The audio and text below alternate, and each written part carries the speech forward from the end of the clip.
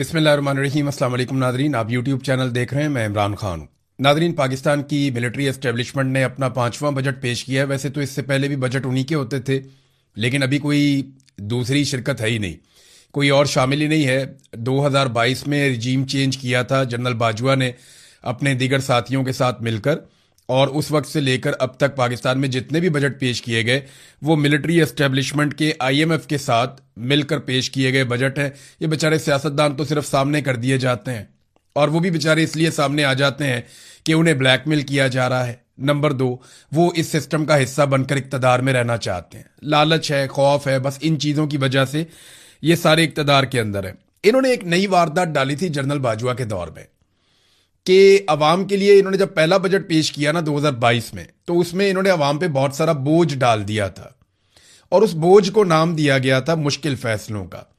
तो पहली मर्तबा ऐसा हुआ कि पाकिस्तान में आम आदमी की कमर तोड़ने का नाम मुश्किल फैसले रख दिया गया। यानी हुकूमत अपनी नालायकी, अपना नकम्मापन और हुकूमत अपनी गलत पॉलिसियों को अब नाम दे रही है मुश्किल फैसले। लेकिन ये सारे मुश्किल फैसले आम आदमी और गरीब आदमी के लिए क्यों होते हैं? ये बहुत अजीब टर्मिनोलॉजी है जो मुतारिफ करवाई गई जनरल बाजवा के दौर में, और अब तक वफाकी वुज़रा इस टर्मिनोलॉजी को इस्तेमाल कर रहे हैं कि जनाब हमने मुश्किल फैसले किए हैं। हर मुश्किल फैसला गरीब आदमी की कमर तोड़ता है। इन्होंने अपने लिए कोई मुश्किल फैसला नहीं किया। मिसाल के तौर पे अगर मुश्किल फैसले ही करने थे तो सबसे पहले अपना प्रोटोकॉल खत्म कर देते, वो नहीं किया। अगर मुश्किल फैसले करने थे तो अपने प्राइवेट जेट वापस कर देते, वो नहीं किया। अगर मुश्किल फैसले ही करने थे तो महंगे तरीन अय्याशी वाले तैयारे ना खरीदते, लेकिन वो नहीं किया। अगर मुश्किल फैसले ही करने थे तो अपने टब्बर और मुलाजमीन समेत बैरून मुल्क दौरे जो हैं उन्हें मुख्तसर कर देते या ख़त्म कर देते, वो नहीं किया। ऐवान सदर, ऐवान वज़ीर आज़म और वज़राए आला के अखराजात को ही कम कर देते, वो भी नहीं किया। अगर मुश्किल फैसले करने थे तो MNAs और MPAs के जो फंड्स दिए जाते हैं जिनमें बहुत बड़े बड़े किकबैक्स और कमीशंस होते हैं, वो फंड बंद कर देते, लेकिन वो नहीं किया गया। दिहाड़ियां बंद करवा देते, वो नहीं करवाई गई। IPP से जान छुड़वा देते अगर मुश्किल फैसले ही करने थे तो, लेकिन वो मुश्किल फैसला नहीं किया गया। जो लेवी जालिमाना आयद की गई गरीब पाकिस्तानियों के ऊपर, वो खत्म कर देते, लेकिन वो मुश्किल फैसला नहीं किया गया। अगर मुश्किल फैसले ही करने थे तो IMF को इनकार करने का फैसला कर देते, वो फैसला भी नहीं किया गया। अगर मुश्किल फैसले ही करने थे तो अमीरों के ऊपर टैक्स लगाते गरीबों की जेब काटने की बजाय, लेकिन वो नहीं किया गया। अगर और ही ज्यादा शौक था इनको मुश्किल फैसले करने का तो अपने और अपने खानदानों की मालो दौलत पाकिस्तान में वापस ले जाते बतौर सरमाया, और सरमायाकारी पाकिस्तान में करते, लेकिन वो नहीं किया। बल्कि इनके बच्चे तो आज भी बैरून मुल्क कारोबार कर रहे हैं, एक के बाद एक। अगर मुश्किल फैसले ही करने थे तो अपना इलाज पाकिस्तानी अस्पताल में वहां से करवाते जहां से पाकिस्तानी अवाम का हो रहा है, लेकिन वो मुश्किल फैसला इन्होंने नहीं किया। अगर मुश्किल फैसले करने ही थे तो अपने बड़े बड़े महल खत्म कर देते, बड़े बड़े गवर्नर हाउस, बड़े बड़े ईवान, ये बहुत बड़े बड़े जो खर्चे हो जाते हैं, जो सरकारी बाबुओं को इन्होंने बहुत बड़े बड़े महल, बहुत बड़ी बड़ी कोठियां दी हुई हैं, वो खत्म कर देते अगर मुश्किल फैसले करने थे।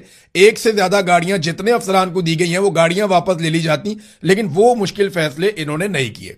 अगर मुश्किल फैसले ही करने थे तो अवाम के पैसों से अपनी जाती तशहीर ना करते, अपने जाती इश्तिहारात पूरा पूरा मुंह अपना अखबारात के ऊपर और मैगजीन्स के ऊपर ना लगवाते, और मीडिया को नवाजने का काम ना करते अवाम के पैसों से। अगर मुश्किल फैसले ही करने थे तो वो कर लेते, वो भी इन्होंने नहीं किया।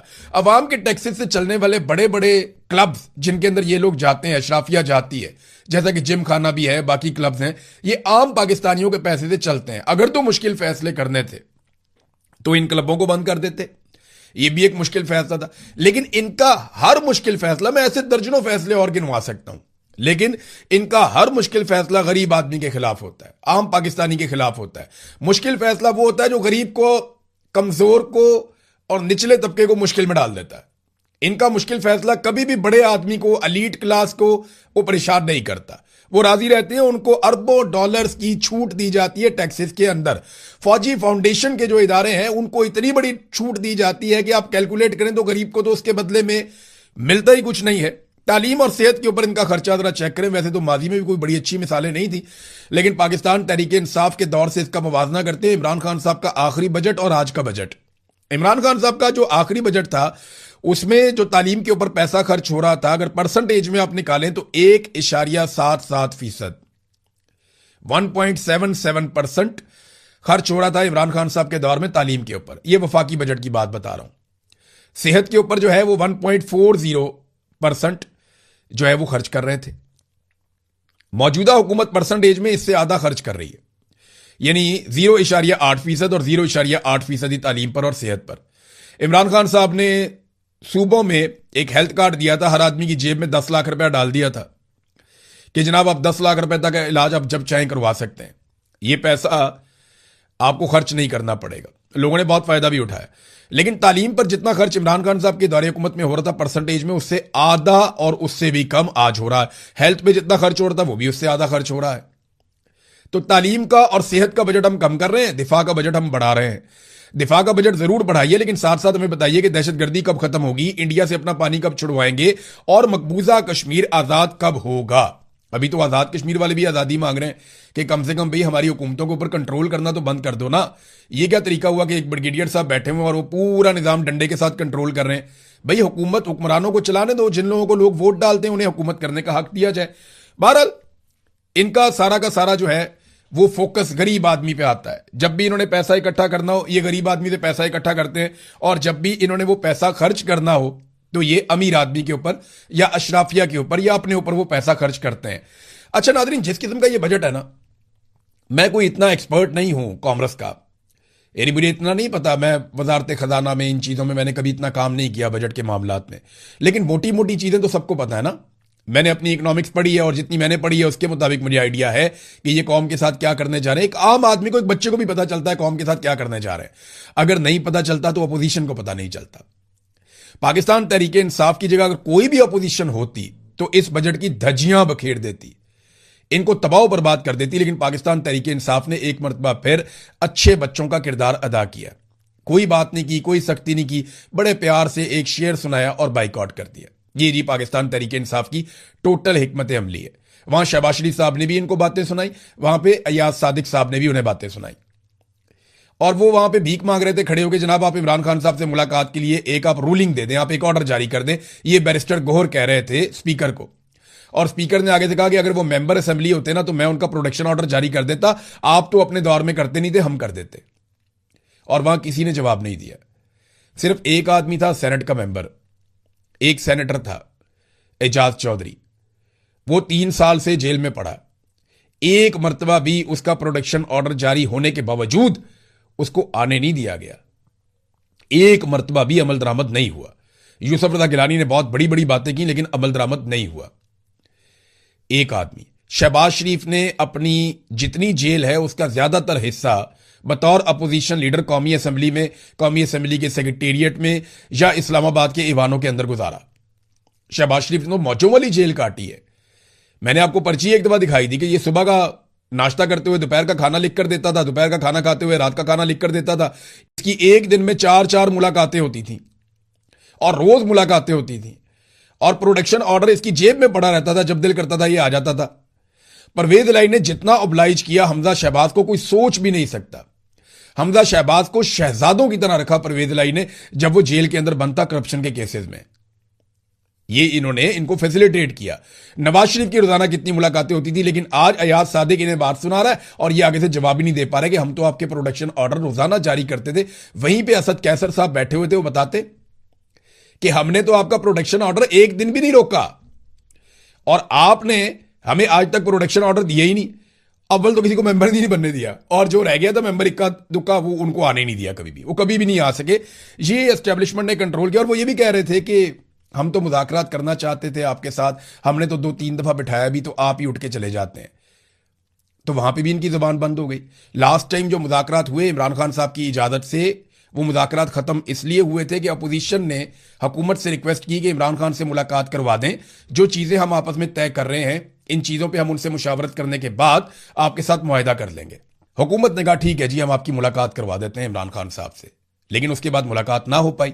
بار بار پوچھا گیا تو انہوں نے کہا جی ہمیں فوج اجازت نہیں دے رہی, ہمیں اسٹیبلشمنٹ اس بات کی اجازت نہیں دے رہی, یہ ہمارے اختیار میں نہیں ہے. جب آپ کے اختیار میں نہیں ہے تو پھر آپ مذاکرات کس بات سے کرتے ہیں؟ شہباز شریف کو وزیر اعلیٰ نے فون کیا کہ میری عمران خان سے ملاقات کروائیں, تو شہباز شریف نے کہا کہ میں پوچھ کر بتاتا ہوں. جب آپ کی اوقات ہی نہیں ہے تو آپ مذاکرات کا دعویٰ کیوں کرتے ہیں؟ ویسے میرا یہ ماننا ہے کہ جب بھی کبھی سیاستدانوں کو ہوش آئی اور یہ آپس میں مذاکرات کریں تو اگر یہ مل کر ایک کام کر دیں نا، سارے چور، سارے ڈاکو، سارے مل کر پاکستان کی ملٹری اسٹیبلشمنٹ کو سیاسی کردار سے باہر نکال دیں، فوج کا سیاست کے اندر سے کردار اگر ختم کر دیں سارے چور اور ڈاکو مل کر، تو پاکستان آگے بڑھ جائے گا، پاکستان بہت ترقی کر جائے گا۔ جب تک فوج سیاست میں کردار ادا کرتی رہے گی پاکستان ایک قدم آگے نہیں بڑھ سکتا۔ اور یاد رکھیے گا، فوج پاکستان کے بھلے کے لیے سیاست میں کردار ادا نہیں کرتی، وہ اپنی ایکسٹینشن کے لیے، اپنے استثناء کے لیے، اپنے مفادات کے لیے، اپنے کاروباروں کے لیے سیاست میں کردار ادا کرتی ہے، پاکستان کے لیے نہیں کرتی۔ پاکستان کے لیے کرتی ہوتی تو پاکستان کا یہ بٹھا بیٹھ جاتا 4-5 سال کے اندر۔ یہ 5واں بجٹ ہے، لگاتار عوام کی منجی ٹھوک رہے ہیں۔ تو فوج کا سیاست میں کردار جرنیلوں کے ذاتی مفادات کے لیے ہے، اپنے فائدوں کے لیے ہے۔ فوج کا سیاست میں کردار پاکستان کے فائدے کے لیے نہیں ہے، یہ بات بھی آپ ذرا اپنے پلے باندھ لیں۔ بہرحال پاکستان تحریک انصاف کو اپوزیشن کرنی چاہیے تھی، کوئی وائٹ پیپر لے کے آتے، عوامی سطح کا کوئی احتجاج کرتے، کوئی حقائق سامنے لے کر آتے، ایک ایک پوائنٹ کے اوپر حکومت کو بے نقاب کرتے، لیکن انہوں نے کچھ نہیں کیا۔ پی ٹی آئی کے لوگوں کو یہ لگتا ہے کہ کل کلا کو عمران خان باہر آئے گا، وہ ایک نعرہ لگائے گا، ہم سب کو ٹکٹ ملیں گے، ہم الیکشن جیت جائیں گے، ہمیں کام کرنے کی کیا ضرورت ہے؟ بھئی اپوزیشن کی ایک رسپانسبلٹی ہوتی ہے، آپ کو زبردستی اگر اپوزیشن میں بٹھا ہی دیا ہے تو آپ اپنی ذمہ داری تو ادا کریں، عام آدمی کے لیے آواز تو اٹھائیں۔ کسان کے لیے کوئی آواز نہیں اٹھا رہا، صنعت کار کے لیے کوئی آواز نہیں اٹھا رہا، چھوٹے تاجروں کے لیے کوئی آواز نہیں اٹھا رہا، تنخواہ دار طبقے کے لیے کوئی آواز نہیں اٹھا رہا، خواتین کے لیے، بچوں کی تعلیم کے لیے کوئی آواز نہیں اٹھا رہا، بڑھتی ہوئی مہنگائی، لوگوں کے کچن نہیں چل رہے، کوئی آواز نہیں اٹھا رہا، کوئی بات ہی نہیں کرتا۔ کیونکہ یہ سارے اشرافیاں ہیں، ان کے پاس پیسے ہیں، یہ آرام سے اپنا بل پے کر دیتے ہیں، اور ان کو بھاری پیسہ ملتا بھی ہے اسمبلیوں میں بیٹھنے کے عوض، اور یہاں پہ بیٹھ کے یہ اپنی باتیں کر کے چلے جاتے ہیں، پیسہ ان کو قوم دیتی ہے، اور قوم کے لیے یہ کوئی کام نہیں کرتے۔ اپوزیشن نے کسی صورت بھی عوام کے لیے کوئی آواز نہیں اٹھائی اس وقت تک، جو کام انہیں کرنا چاہیے تھا انہوں نے نہیں کیا، بلکہ کوآپریشن کی ہے۔ پاکستان تحریک انصاف کی واحد ایک صوبائی حکومت ہے، انہوں نے اتنی کوآپریشن کی ہے کہ کوئی دوست بھی اتنی کوآپریشن نہ کرتا جتنی انہوں نے کر دی ہے۔ اور بدلے میں کیا لیا یہ میں آپ کو بتاتا ہوں آگے چل کر۔ شہباز شریف صاحب نے ایک نئی آفر بھی کر دی ہے، لیکن میں آپ کو یاد دلاؤں، میں نے آپ سے ناظرین ذکر کیا تھا ایک ٹیپ سینڈ ایپلیکیشن کا، اس سے آپ پیسے پاکستان میں بھجوا سکتے ہیں، یہ خاص طور پہ اوورسیز پاکستانیوں کے لیے تھا، اور میں نے آپ کو بتایا تھا کہ اس میں 2-3 چیزیں بڑی اہم ہیں۔ نمبر 1 تو یہ بڑا فاسٹ ٹریک ہے، آپ کے پیسے جلدی سے پاکستان پہنچ جاتے ہیں۔ نمبر 2 یہ ہے کہ اس کا ایکسچینج ریٹ بھی اچھا ہے، اور نمبر 3 یہ ہے کہ یہ محفوظ ذریعہ ہے، آپ کے پیسے محفوظ طریقے سے پاکستان پہنچ جائیں گے۔ تو آپ امریکہ میں ہیں، یورپ میں ہیں، برطانیہ میں ہیں، دیگر ممالک میں ہیں، کینیڈا میں ہیں، تو آپ پاکستان میں پیسے بھیجنا چاہتے ہیں تو آپ ٹیپ سینڈ ایپلیکیشن کو استعمال کر سکتے ہیں۔ جیسا کہ میں نے پہلے بھی آپ سے کہا تھا، کافی لوگوں نے اس کو استعمال کیا ہے، اچھا فیڈ بیک بھی آیا ہے۔ لیکن اگر آپ میرا پرومو کوڈ استعمال کریں گے پیسے بھیجتے وقت، جو کہ IRK ہے، عمران ریاض خان سے IRK، آپ میرا پرومو کوڈ استعمال کریں گے تو آپ کو بونس بھی مل جائے گا، تو یہ ایک اچھی بات ہے۔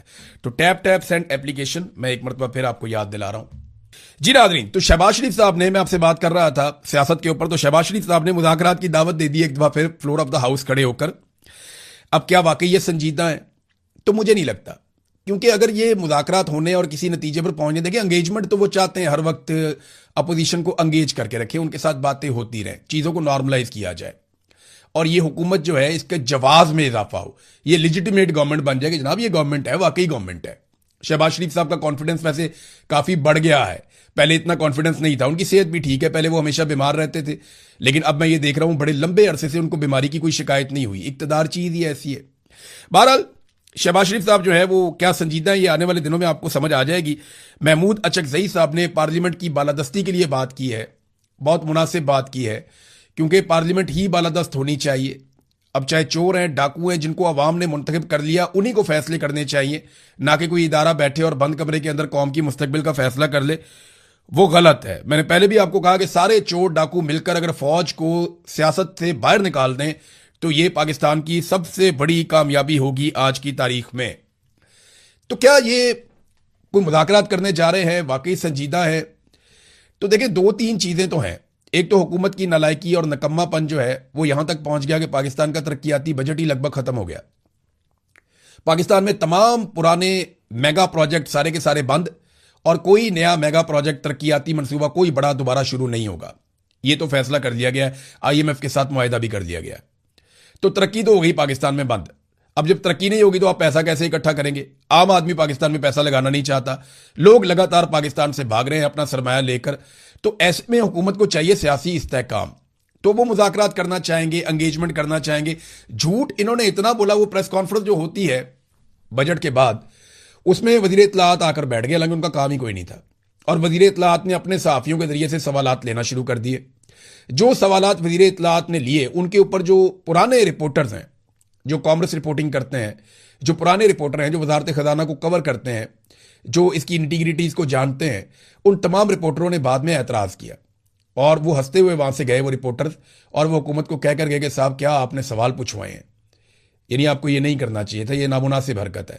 پہلی مرتبہ پاکستان کی تاریخ میں ایسا ہوا کہ وزارت خزانہ نے اپنے ساتھ انفارمیشن منسٹر کو صرف اس لیے بٹھایا کہ اپنی مرضی کے سوال پوچھوائے جا سکیں. اور صحافی جاتے جاتے جوتا مار کر گئے اور وہ یہ کہہ کر گئے کہ جناب آپ نے کیا سوال پوچھوائے ہیں جناب، یعنی یہ آپ نے خود پوچھوا لیے سوال، آپ نے خود ہی اپنے سوالات پہ جواب دے دیے. اور جو جینوئن صحافی تھے، جو یہ کام کرتے تھے، انہیں سوال کرنے کا موقع نہیں دیا گیا. جو ٹیکنیکلٹیز کو سمجھتے تھے انہیں بات کرنے کا موقع نہیں دیا گیا. تو یہ اس قسم کا بجٹ ہے. یہ حالات ان کے ہو گئے ہیں کہ ان کو وزراء سے ٹویٹس کروانے پڑ رہے ہیں. اسٹیبلشمنٹ سر پکڑ کے بیٹھی ہوئی کہ اس لاش کو ہم نے کب تک اٹھانا ہے. ویسے جو سب سے بڑی بدبودار لاش ہے پاکستان میں، وہ پاکستان کی اسٹیبلشمنٹ ہے، جس سے پورے پاکستان کو جان چھڑانی چاہیے. 70 سال سے یہ پاکستان پہ قابض ہے. کسی حکومت کو، کسی سیاستدان کو انہوں نے ٹکنے نہیں دیا. اپنے مفاد کے لیے یہ ہر ایک کو دھکا دیتے ہیں اور پاکستان کو پیچھے دھکیل دیتے ہیں.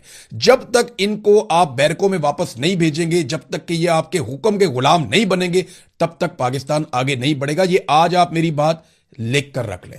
10 سال بعد کریں، جب بھی یہ کریں گے ملک آگے بڑھ جائے گا. کشمیر چلتے ہیں ناظرین، وہاں کی صورتحال دیکھتے ہیں. راولا کوٹ اور کوٹلی میں جو کچھ ہوا، اب اس کے مناظر آہستہ آہستہ سامنے آنا شروع ہو گئے. انتہائی تکلیف دہ مناظر ہیں، کیونکہ دیکھیں وہاں انٹرنیٹ بند ہے، وہاں سے ویڈیوز آ نہیں سکتی، تصاویر آ نہیں سکتی. لوگ بڑے شوق میں تھے، لیکن اب آہستہ آہستہ تصاویر اور مناظر اور ویڈیوز آ رہی ہیں. اسپتال کے اندر نقاب پوش لوگ زخمیوں کو مار رہے ہیں، جنہیں گولیاں لگی ہیں ان پہ ٹارچر کیا جا رہا ہے. کتنی بدقسمتی ہے پاکستان کی. عمر نذیر کشمیری ایک بیکری والا ہے، اس کی بیکری کو تباہ کر دیا سیکورٹی فورسز نے. شوکت نواز میر ایک کتابوں کی دکان چلاتا ہے، اس کی کتابوں کی دکان تباہ کر دی سیکورٹی فورسز نے. یہ لوگ اشرافیہ نہیں ہیں. ایک بیکری والا ہے، کوئی دکان والا ہے، کوئی کتابوں والا ہے، کوئی چھوٹا تاجر ہے، کوئی کہیں سے ہے، کوئی کہیں سے ہے. عام لوگ ہیں، عام پاکستانی ہیں، عام کشمیری ہیں. یہ لوگ وہ تو نہیں ہیں کہ ایلیٹ کلاس سے اٹھ کر آئے ہیں، کسی بڑے آدمی کا بچہ یا بچی ہے اور سیدھا آ کر بیٹھ جائے کرسی پہ. تو اسی لیے نظام ان کو ایکسیپٹ نہیں کر رہا. ان کے کاروباروں کو توڑا جا رہا ہے، جو انتہائی نامناسب بات ہے. وہاں پنجوسا سے میں ایک منظر دیکھ رہا تھا، خواتین بہت بڑی تعداد میں نکل کر جو راولا کوٹ والا دریک والا دھرنا ہے وہ اس طرف جا رہی تھی، اور خواتین کی بڑی تعداد میں اب شمولیت ہونا شروع ہو گئی ہے. یہ پہلی مرتبہ آزاد کشمیر کی ہسٹری میں ہو رہا ہے. مظفر آباد سے ایک بڑی خبر یہ آئی ہے کہ جو کور ممبران ہیں ایکشن کمیٹی کے مظفر آباد کے، انہوں نے ایک حکم جاری کیا ہے اور ایک کال دی ہے اہل مظفر آباد کو، مظفر آباد کے رہنے والے شہریوں کو، کہ اب آپ لوگ تیاری کریں، آپ کی باری آنے والی ہے. یعنی راولا کوٹ کو تو عملی طور پہ بند کیا ہوا ہے، ہر طرف لاک ڈاؤن ہے. کشمیر میں آلموسٹ 9 تاریخ سے پہلے، 9 تاریخ کو تو کال دی تھی جوائنٹ عوامی ایکشن کمیٹی نے، تو حکومت نے جو کچھ کیا وہ 2-3 دن پہلے سے ہی آزاد کشمیر جو ہے وہ ہڑتال میں چلا گیا تھا، لاک ڈاؤن میں چلا گیا تھا. اور اب عملی طور پہ یہ صورتحال ہے کہ بہت بڑا حصہ آزاد کشمیر کا لاک ڈاؤن میں ہے. اب وہ یہ کہہ رہے ہیں کہ مظفر آباد کی کال دینے والے ہیں. مظفر آباد کی جب کال دی جائے گی تو سیکورٹی فورسز کو وہاں 2 جگہیں کنٹرول کرنی پڑیں گی، راولا کوٹ بھی اور مظفر آباد بھی. جو مناظر راولا کوٹ اور کوٹلی سے آ رہے ہیں، اگر یہ پھیلتے ہیں سوشل میڈیا پہ تو نفرت میں اضافہ ہی ہوگا. تو اسٹیبلشمنٹ کو یہ بات سیاستدانوں کو بیٹھ کر سمجھانی چاہیے.